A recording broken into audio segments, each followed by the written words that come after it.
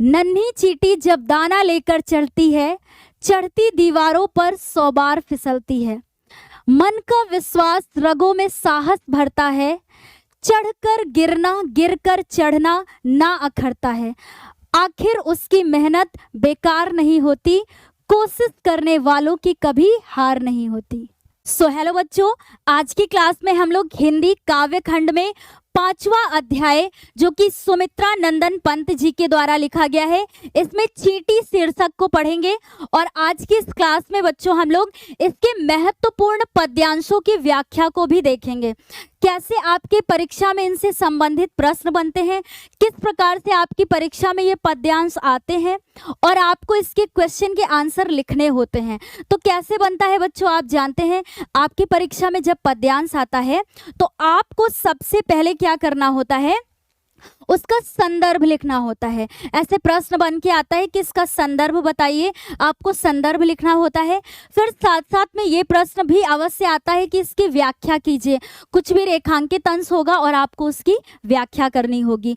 और एक प्रश्न ऐसे बनता है कि प्रस्तुत पद्यांश में आप इसमें अलंकार कौन सा है पहचान करके लिखिए, ऐसे प्रश्न बनता है। तो इसमें अलंकार से संबंधित प्रश्न आता है बच्चों। और मान लीजिए अलंकार का नहीं आता है तो उससे अन्य कोई प्रश्न बनता है। तो पूरा सेम तरीका बच्चों आज की क्लास में हम लोग देखेंगे, तो क्लास को पूरा जरूर देखिएगा। बहुत ही आसान चैप्टर है बच्चों ये, चींटी शीर्षक सुमित्रा नंदन पंत जी के द्वारा जो कि लिखा गया है। तो चलिए अपने क्लास को स्टार्ट करते हैं और देखते हैं इस चींटी शीर्षक का पहला पद्यांश। पहला पद्यांश देखते हैं बच्चों, क्या है। हाँ, तो ऐसे ही बच्चों आपके परीक्षा में आएगा और आप देखेंगे भी कि लगातार जैसे प्रीवियस ईयर के क्वेश्चन पेपर उठा करके देखेंगे बच्चों, तो ये पद्यांश जो भी आज की क्लास में करवाएंगे बच्चों इम्पोर्टेंट है, लगातार आपकी परीक्षा में भी पूछे जा चुके हैं, तो इसलिए बहुत ही ज्यादा महत्वपूर्ण है। एक बार आप अच्छे से सुन लीजिएगा, इसके बाद आपको कोई भी समस्या नहीं होगी आज की क्लास के बाद में। तो हमारा ये पहला पद्यांश क्या है बच्चों, आपको दिख रहा है ये पूरा ये कंप्लीट पद्यांश है। तो आज की इस क्लास में हम लोग सबसे पहले इनमें एक एक शब्द के अर्थ को देखेंगे। अर्थ समझने के बाद लाइन टू लाइन उसका पूरा अर्थ देखेंगे जो कि बहुत ही आसान है बच्चों, ठीक है। फिर उसके बाद हम लोग इससे संबंधित संदर्भ को देखेंगे, व्याख्या करेंगे, अलंकार पहचानेंगे कि कौन सा अलंकार आया है इसमें। तो ये सब पूरा आज की क्लास में आपको कराया जाएगा, तो प्लीज इसको एक बार अच्छे से जरूर पढ़िएगा। चलिए देखते हैं क्या है। चींटी को देखा, इसमें चींटी के ही बारे में है, उसका ही निरंतर प्रयास और उसके द्वारा की गई मेहनत के ही बारे में इसमें पूरे पद्यांश में बताया गया है कि कैसे वो बिना रुके बिना थके अपने काम में लगी रहती है, किस प्रकार से वह मेहनत करती है, बस पूरा ये इसी पद्यांश में यही बताया गया है। तो आप सुनिएगा बच्चों, देखिए इसमें सुमित्रा नंदन पंत जी इस पद्यांश में कहते हैं कि चींटी को देखा कि क्या आपने कभी चींटी को ध्यान से देखा है। इस पहली लाइन में क्या है बच्चों, आप अपने आप से ऐड करिएगा कि चींटी को देखा और क्वेश्चन मार्क लगा हुआ है, ठीक है। तो आप मतलब जब भी व्याख्या करेंगे तो ऐसे लिखेंगे कि प्रस्तुत पद्यांश में सुमित्रा नंदन पंत जी कहते हैं कि क्या आपने कभी चींटी को ध्यान से देखा है। वह सरल, वह मतलब होगा यहाँ पर बच्चों जो, ठीक है, जो सरल मतलब सीधी, और विरल का अर्थ जानते हैं क्या होता है, विरल मतलब दूर दूर, जो घनी ना हो, ठीक है। तो विरल मतलब होता है दूर दूर, और काली रेखा वही रहेगा काली रेखा। और उसके बाद देखिए बच्चों तम, पहले थोड़े से शब्द देख लेते हैं फिर अर्थ समझेंगे तो और अच्छे तरीके से आपको समझ में आएगा। तम का मतलब क्या होता है बच्चों, अंधकार, ठीक है। लेकिन यहाँ पर कैसे शब्द का यूज हुआ है वो अभी हम लोग देखते हैं। आप देखिए, और तागे सी, तम तागे सी, तागे सी का मतलब होगा जैसे धागा होता है ना, तो धागे सी यहाँ पर बात होगा, ठीक है। जो हिलडुल मतलब हिलडुल कर चलती है, लघुपद मतलब छोटे छोटे कदमों से, ठीक है। पल पल मिलजुल कर, अब यहाँ तक पहले देख लेते हैं पूरे अर्थ को। तो देखिए प्रस्तुत पद्यांश में कवि सुमित्रा नंदन पंत जी कहते हैं कि क्या आपने चींटी को कभी ध्यान से देखा है। वह जो सरल मतलब सीधे, विरल मतलब दूर दूर, काली रेखा में, है ना, काली रेखा की, यहाँ काली चींटियों की बात हो रही है बच्चों, काली रेखा में, और मतलब होता है अंधकार, अंधकार मतलब यहाँ पर काला बोलेंगे, ठीक है।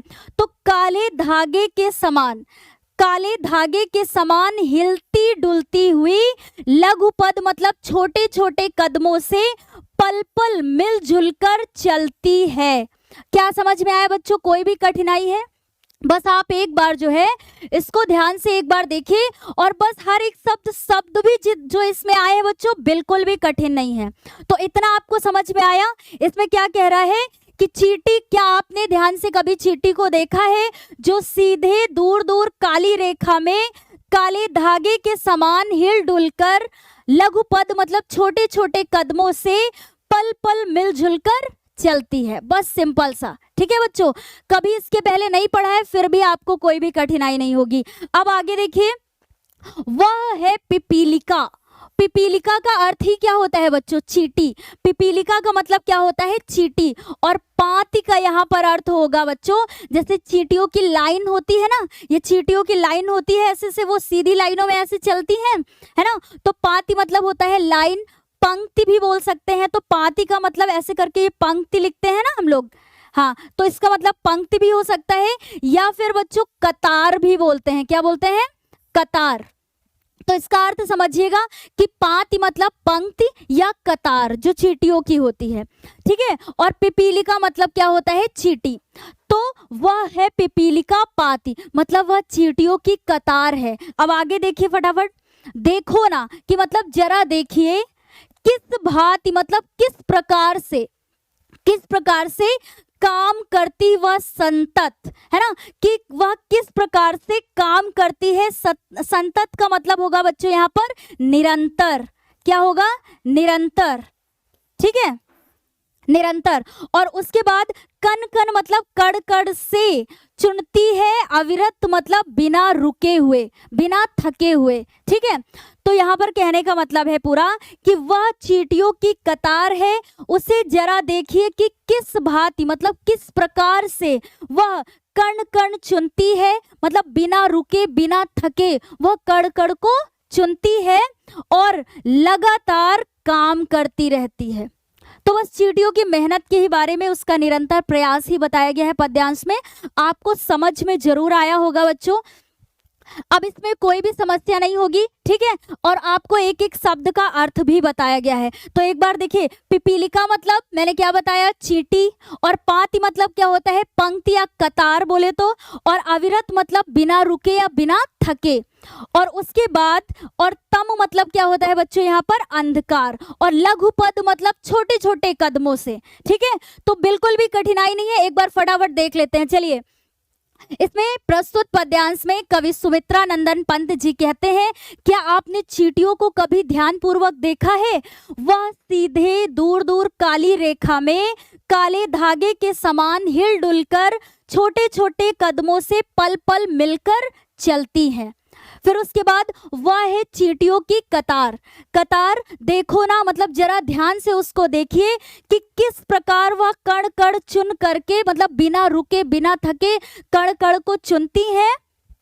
और संतत मतलब निरंतर लगातार काम करती रहती हैं। तो बस सिंपल है बच्चों, बिल्कुल भी कोई भी कठिनाई आपको नहीं लगी होगी। तो चलिए आप देखते हैं कि कैसे इनसे अन्य प्रश्न बनते हैं, ठीक है। तो पहला जो प्रश्न आपकी परीक्षा में आएगा बच्चों इनसे संबंधित, तो आपको संदर्भ लिखना होगा। इसका संदर्भ लिखना होगा तो आप क्या लिखेंगे कि प्रस्तुत पद्यांश हमारी पाठ्य पुस्तक हिंदी के काव्य खंड के चींटी शीर्षक से उत्कृत है, मतलब लिया गया है।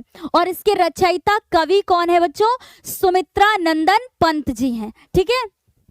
तो जितने भी अभी चींटी शीर्षक के हम लोग पद्यांश देखेंगे सब में संदर्भ सेम रहेगा बच्चों, सेम यही संदर्भ सब में रहेगा, क्योंकि शीर्षक भी वही है, कवि भी वही है, ठीक है। बस आपके लिखने का तरीका अच्छा होना चाहिए, मतलब एक बार आप देख लीजिए कि कैसे संदर्भ लिखेंगे, कैसे हाईलाइटेड वर्ड को करके लिखेंगे। जैसे आप परीक्षा में ब्लू ब्लैक पेन का यूज करेंगे तो ब्लैक पेन से हाईलाइटेड वर्ड को लिखिए, कोई भी प्रॉब्लम नहीं है। अब आगे देखते हैं, इसकी व्याख्या देख लेते हैं।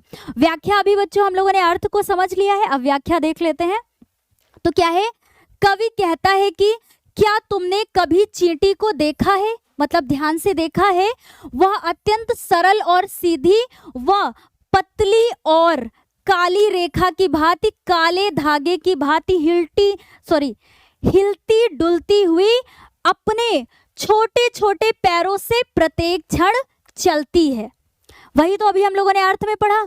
उसके बाद क्या है बच्चों, वे सब एक पंक्ति में आगे पीछे, कभी देखा है ना चींटी की लाइनों को, कैसे एक सीधी लाइन में आगे पीछे होकर के जरा सा टकराती हैं और फिर अपनी सीधी वही रास्ता जाती हैं, है ना, अर्थात मिलकर होती हुई चलती हैं तथा देखने में काले धागे की रेखा सी दिखती हैं, है ना, ऐसा लगता है काले धागे की रेखा है, मतलब लाइन है, ठीक है। फिर क्या बोला है कि देखो वह चींटियां किस तरह पंक्तिबद्ध, मतलब पंक्तिबद्ध समझते हैं ना, कैसे लाइन में होकर के, कतार में बोले तो जो चींटियों की पंक्ति होती है, ठीक है, होकर निरंतर अपने काम में लगी हुई हैं। वह बिना रुके एक एक कण इकट्ठा कर अपने घर ले जाती हैं, अर्थात वे कभी हार नहीं मानती तथा लगातार श्रम से अपने परिवार के लिए भोजन को एकत्र करने के काम में तल्लीन रहती हैं, मतलब लगी हुई रहती हैं। चींटी श्रम की साकार व सजीव मूर्ति है। श्रम की बोले तो बच्चा यहाँ पर कार्य, मेहनत की बात हो रही है, ठीक है, श्रम। यद्यपि वह अत्यंत लघु प्राणी है और देखने में कैसी है, बिल्कुल छोटी सी है, और मेहनत कितना करती है आप खुद ही देख सकते हैं, है ना। तो यहाँ पर इसी के बारे में बात हुई है। तो पूरे पद्यांश में बच्चों चींटी के निरंतर प्रयास और उसके कर्तव्य की, मतलब कैसे वो मेहनत करती है और अपने लिए अपनी वो करती है, जीविका चलाती है, ऐसे उसके बारे में बात की गई है, ठीक है। तो बिल्कुल भी कठिनाई नहीं थी, आपने देखा। और रही बात ये बच्चों व्याख्या की, तो यहाँ पर आपको दी गई है, लेकिन जैसे अभी पिछले उसमें अभी मैंने पद्यांश में हम लोगों ने अर्थ समझा साथ साथ में, तो अर्थ बच्चों अगर एक बार आपने अच्छे से समझ लिया, व्याख्या ये अपने शब्दों में कर सकते हैं, जरूरी नहीं आप बिल्कुल रटा रटाया नहीं करेंगे, बल्कि अर्थ को समझिए और व्याख्या अपने शब्दों में करिए, ये बेहतर तरीका होगा। अब देखते हैं बच्चों कि सबसे पहले हम लोगों ने क्या देखा कि संदर्भ कैसे लिखेंगे, व्याख्या कैसे करेंगे, और अब देखते हैं कि अलंकार पूछा जाता है तो कैसे पहचानेंगे। तो अभी जब हम लोगों ने पद्यांश को देखा तो उसमें देखिए हिलडुल ये शब्द आए थे, है ना, उसके बाद पिपीलिका पाती, है ना, और कण कण कणके ऐसे करके ये शब्द आए थे ना उसमें अभी पद्यांश में क्रमशः देखिए ला किस में आया है, हिल डुल में ला, ठीक है। और उसके बाद पा की बात करें तो देखिए बच्चों पिपीलिका और पाती में पा, और उसके बाद का की बात करें तो कण कण में और कणके ये का 3 बार आया है। और ना की बात करें तो देखिए कर्ण में ये ना है, यहाँ ना है और इसमें भी ना है ना, तो इसकी आवृत्ति बार बार हुई, मतलब ये कई बार आए हैं अक्षर, ठीक है। तो होने से यहाँ पर कौन सा अलंकार है, अनुप्रास अलंकार है। तो यहाँ पर अक्षर यानी वर्ण और अक्षर एक ही होता है बच्चों, तो जहाँ पर वर्ण या अक्षर की पुनरावृत्ति होती है, मतलब वो बार बार आते हैं, वहाँ अनुप्रास अलंकार होता है, ठीक है। तो यहाँ पर एक अलंकार ये हो गया। उसके बाद दूसरा अलंकार कौन सा हो सकता है, देखिए बच्चे तम के तागे सी, ये आया था ना, तम के तागे सी मतलब काले धागे सी, या फिर बोले तम मतलब क्या होता है, अंधकार, अंधकार मतलब यहाँ पर काले ही की बात हो रही है, ठीक है। तो तम के तागे सी और काली रेखा, यहाँ उपमेय में उपमान की समानता को व्यक्त किया गया है, ठीक है, इसलिए यहाँ पर कौन सा अलंकार है बच्चों, उपमा अलंकार है। तो यहाँ पर कौन सा अलंकार होगा, क्योंकि यहाँ पर उपमेय में उपमान की समानता, उसके समान बताया जा रहा है, इसलिए यहाँ पर उपमा अलंकार होगा। कोई भी डाउट नहीं है। अब चलिए चलते हैं अपने अगले पद्यांश पर। तो यहाँ तक आपको कोई भी समस्या नहीं है, ठीक है बच्चों। अब देखते हैं अगला जो हमारा पद्यांश है, ऐसे करके आ सकता है और बच्चों रेखांकित अंश आता है। मान लीजिए परीक्षा में ये लास्ट की 3 लाइनें आ गई रेखांकित करके और आपको उसका अर्थ देखना होगा। अब फटाफट हम लोग देखते हैं अपने अर्थ को कि ये सुमित्रानंदन पंत जी के द्वारा लिखा गया है, ये भी चींटी शीर्षक का ही पद्यांश है।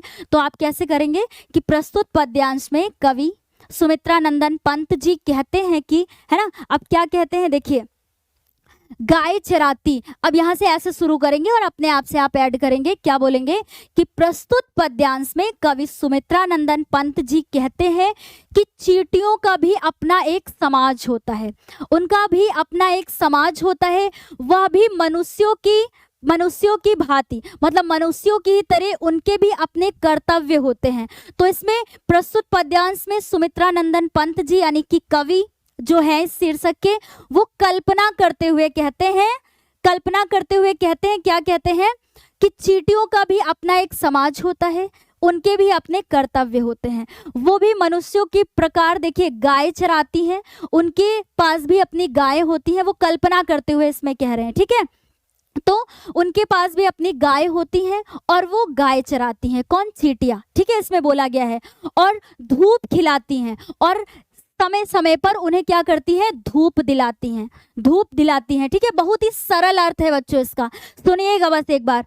बच्चों की निगरानी करती, और बच्चों की निगरानी मतलब बोले यहाँ पर तो देखभाल करती हैं, ठीक है। कुछ भी कठिनाई नहीं होगी, बहुत ही आसान है, बस एक बार देखिएगा आप। उसके बाद देखिए, लड़ती अरि से तनिक न डरती। अब बच्चों यहाँ पर अरि का अर्थ क्या होगा? तो अरि का अर्थ होगा शत्रु, है ना, क्या होगा? शत्रु या दुश्मन। अरि का अर्थ क्या होगा? शत्रु या दुश्मन। तो यहाँ पर कहने का मतलब है कि वो अपने शत्रु से या दुश्मन से तनिक ना, मतलब जरा सा भी नहीं डरती हैं, बल्कि उनसे लड़ जाती हैं, ठीक है। दल के दल सेना संवारती, और अपनी सेना के लिए क्या करती हैं? दल तैयार करती हैं, मतलब अपना दल को संवारती हैं, मतलब उसकी भी देखभाल करती हैं और एक दल सेना तैयार करती हैं, ठीक है, अपने समूह के लिए। अब उसके बाद क्या है बच्चों? घर आंगन जनपथ बुहारती। घर आंगन और जनपथ का मतलब होगा यहाँ पर रास्ता, ठीक है। जनपथ का अर्थ क्या होगा? रास्ता। उसको क्या करती हैं? साफ करती हैं। तो इतना समझ में आया बच्चों? एक बार चलिए फिर से रिवाइज कर लेते हैं। तो देखिए क्या है, फटाफट देखते हैं ना।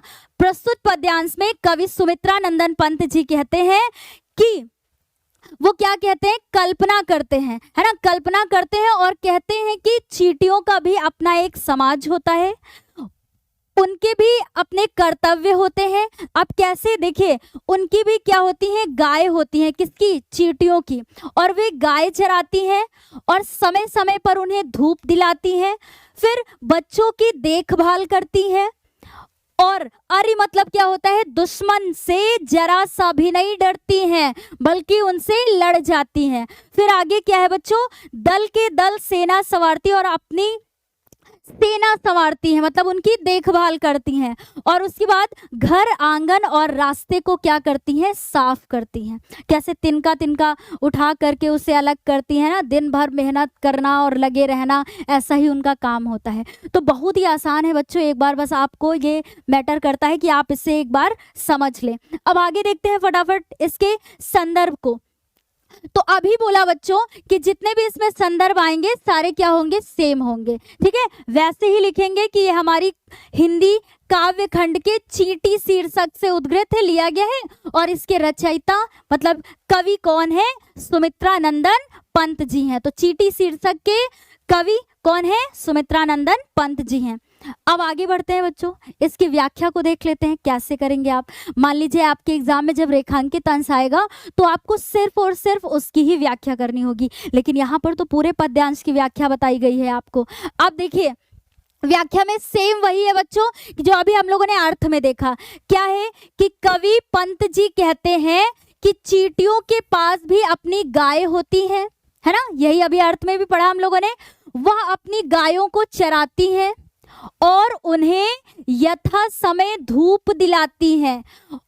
ये अपने बच्चों की देखभाल करती हैं तथा शत्रुओं से लड़कर अपनी सुरक्षा करती हैं, ठीक है।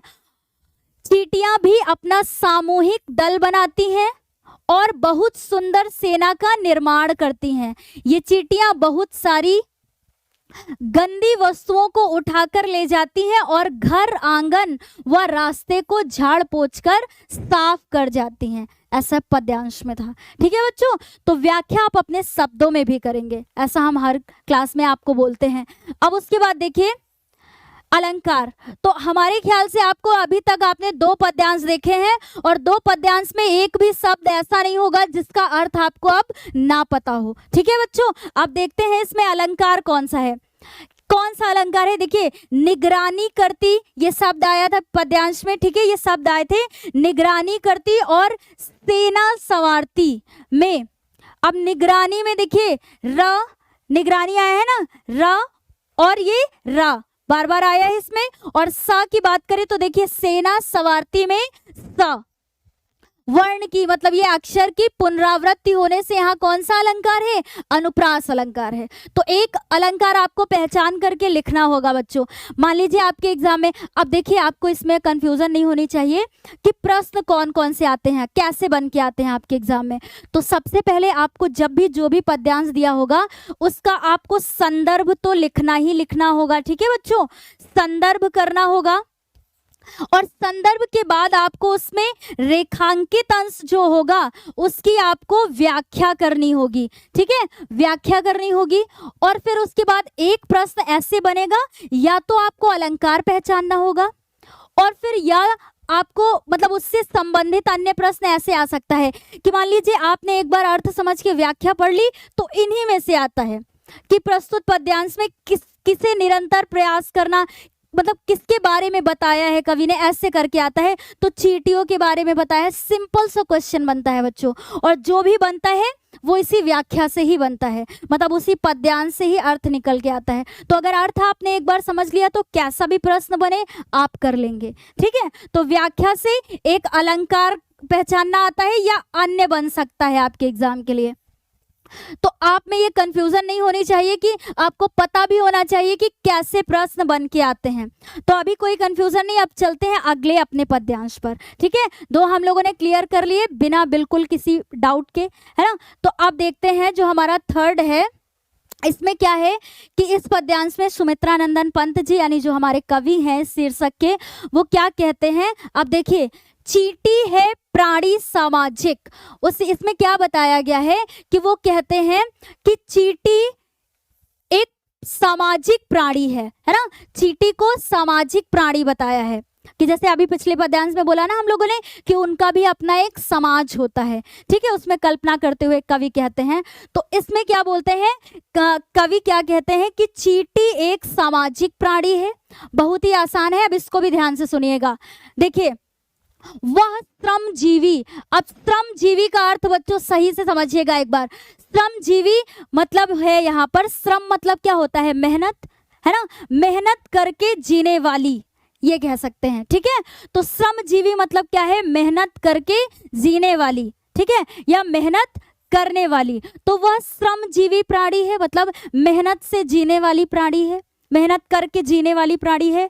वह सुनागरिक है, ठीक है, वह सुनागरिक है। सुनागरिक का मतलब होगा यहाँ पर सभ्य नागरिक, ठीक है, या कह सकते हैं सभ्य प्राणी।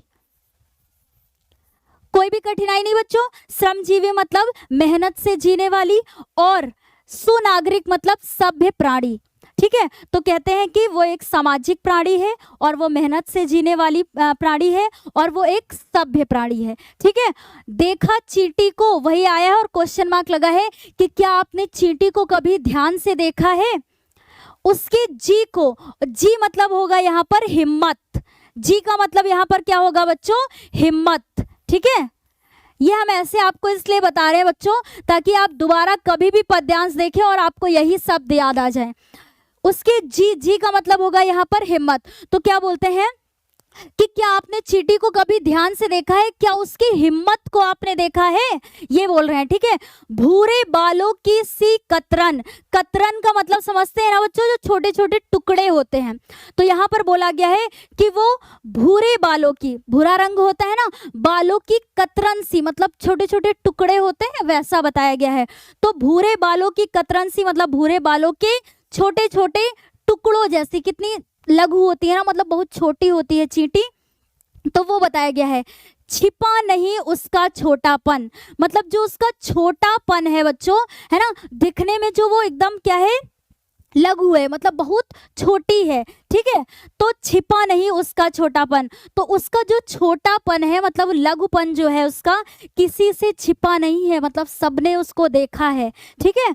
वह समस्त पृथ्वी पर निर्भय, और वो समस्त पृथ्वी पर निर्भय मतलब निडर, ठीक है। निर्भय का अर्थ क्या होगा बच्चों? निडर होकर, निडर होकर विचरण करती, मतलब निडर होकर विचरण करती है, मतलब घूमती है, ठीक है, घूमती है। श्रम में तन्मय, और अपनी मेहनत में क्या होती है?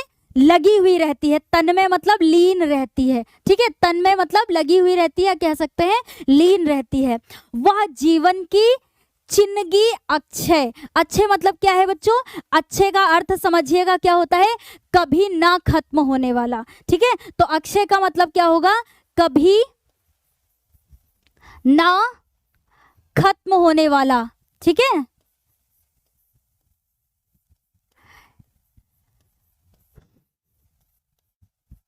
हाँ, तो अभी आपको कोई भी कंफ्यूजन नहीं होगी इसका माने।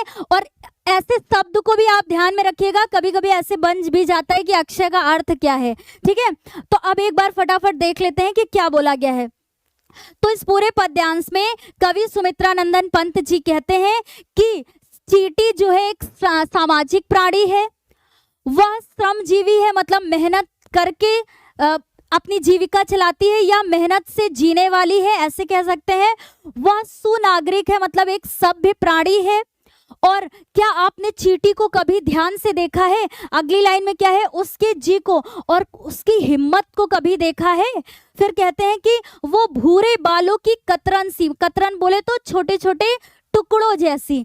उसके बाद अगली लाइन में है कि उसका छोटापन किसी से छिपा नहीं हुआ है, सभी ने उसको देखा है। वह समस्त पृथ्वी पर, मतलब धरती पर निर्भय निडर होकर घूमती रहती है, ठीक है, और अपनी मेहनत में क्या रहती है?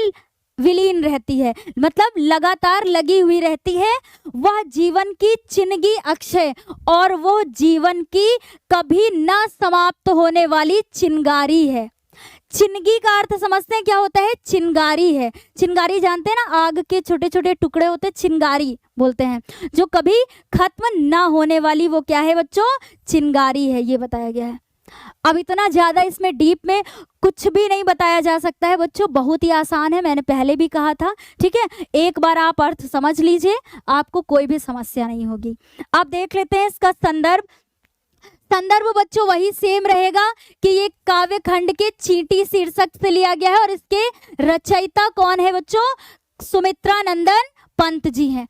कोई समस्या नहीं। अब व्याख्या देख लेते हैं इसकी फटाफट। सेम वही व्याख्या है बच्चों कि पंत जी कहते हैं कि चींटी हमारे समाज के एक सामाजिक तथा मेहनती प्राणी है, ठीक है, और वह एक सभ्य नागरिक है।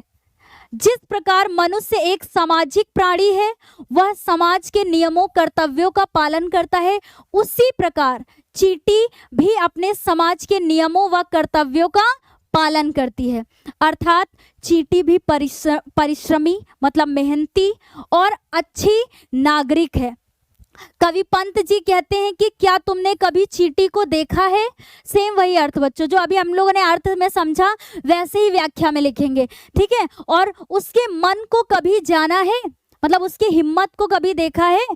उसका शरीर भूरे, ठीक है, भूरा रंग होता है ना, भूरे बालों की सी कतरन लगता है, और उसका छोटा व पतला रूप किसी से छिपा नहीं है।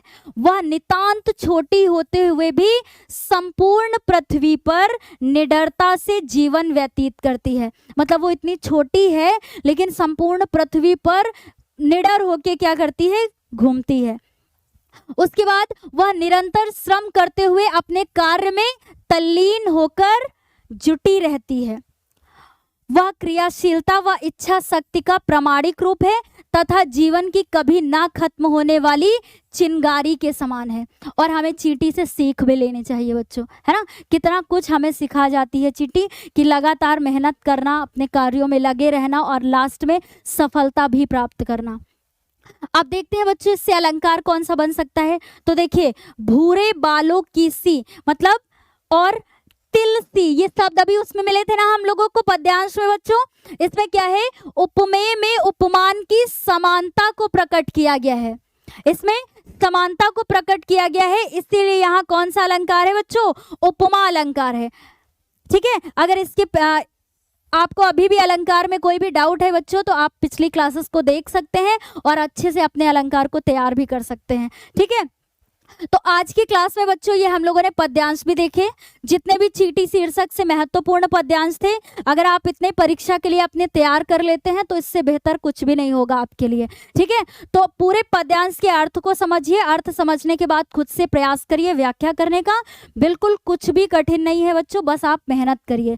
चलिए अब आगे देख लेते हैं।